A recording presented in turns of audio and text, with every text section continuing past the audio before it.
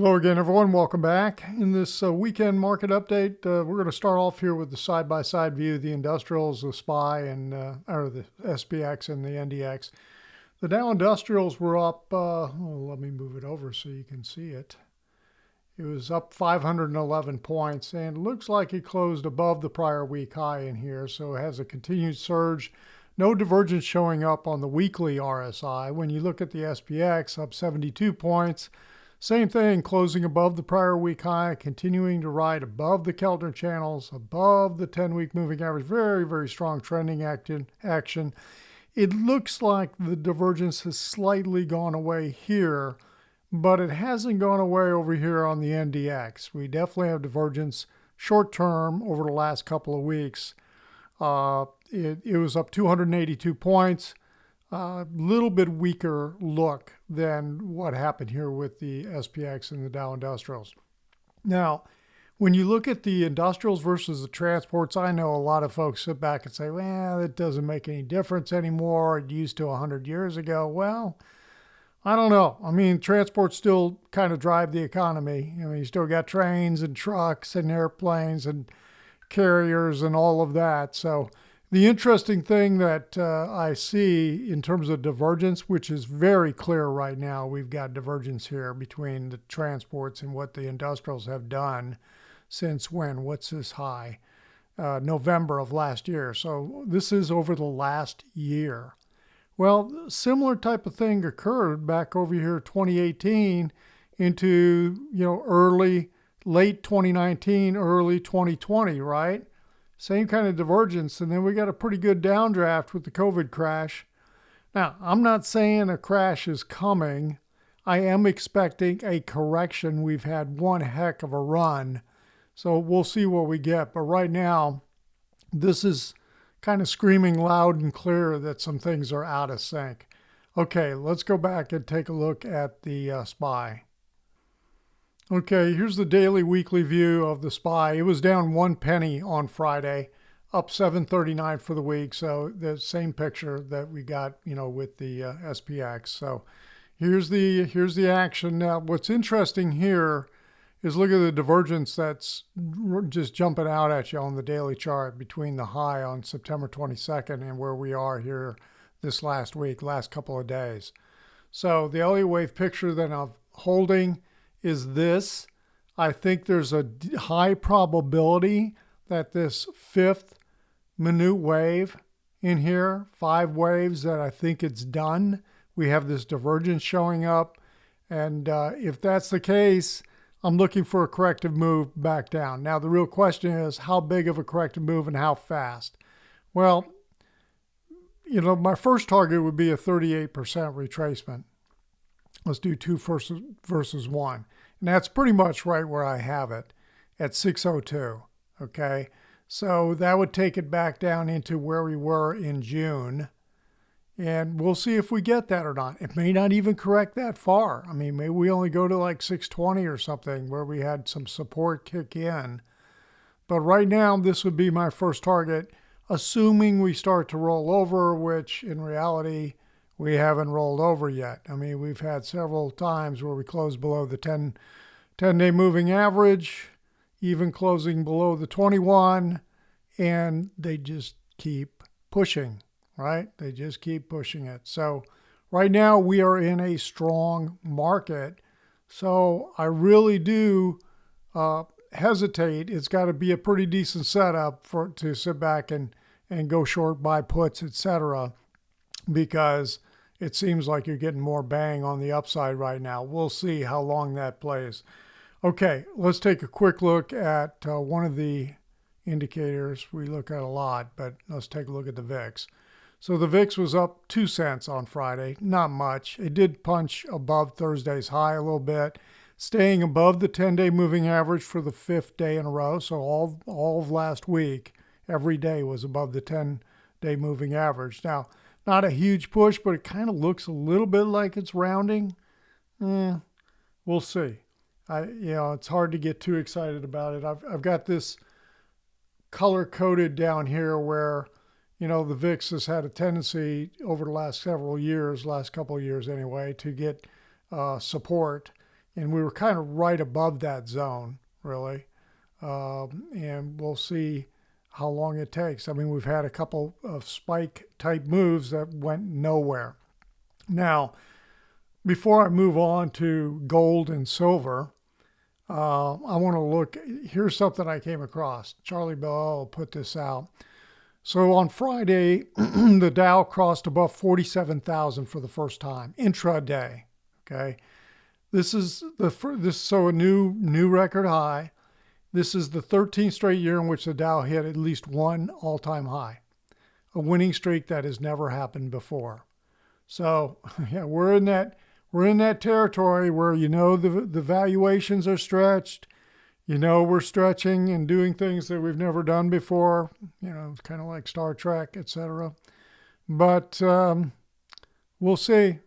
A correction's coming. It's just a matter of how big and how fast.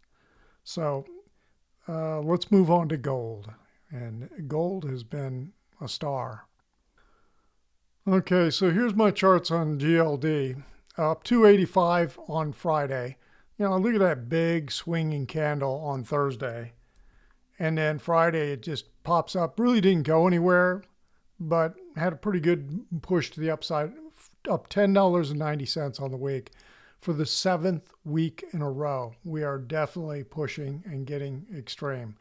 Now, this is what I'm looking at. I've got a little channel, bullish channel in here, kind of a target top of the channel. But when I look at, wave 5 versus wave 1 in here on an intermediate basis, I think because you had an extended wave 3, I'm thinking, well, 387, 388 is a decent target. We'll see if we get there. I mean, we're getting pretty extended, but we just continue to push too. So that's where we sit with gold. And, gold has done very well, but silver, percentage-wise, has had a much bigger move than gold this year. Up 99 cents on SLV on Friday, up $1.66 for the week, and it has been up 7 weeks in a row also. Now, the wave count I've got on SLV is a little bit, I've got a little more, I'm looking at it and thinking we got a lot more to go, okay? So here's the wave count I've got on a weekly basis. And again, this is just when you look at this out here at 3, 4, 5 and beyond, these are placeholders. Okay. So before people start saying, oh, Joe, you got the wave 3, you're going to hit 52 by February. No, that's not what I'm saying. This is a path forward. The only thing I'm focused on right now is wave 3 and then wave 4. We have to finish wave 3 before we can even talk about wave 4. But right now, this is the way it looks to me. I don't think minute wave 3 is finished. And so this is why. Because when I look at a daily basis, look at all the noise on a daily basis. That's a lot of noise. Okay. But this is what I'm looking at. I think we have a little, corrective action. We're getting very extreme here on a daily basis here on SLV.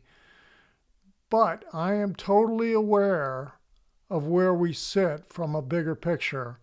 Like Tavi Costa put out this post where he's talking about the end of the quarter, the end of September.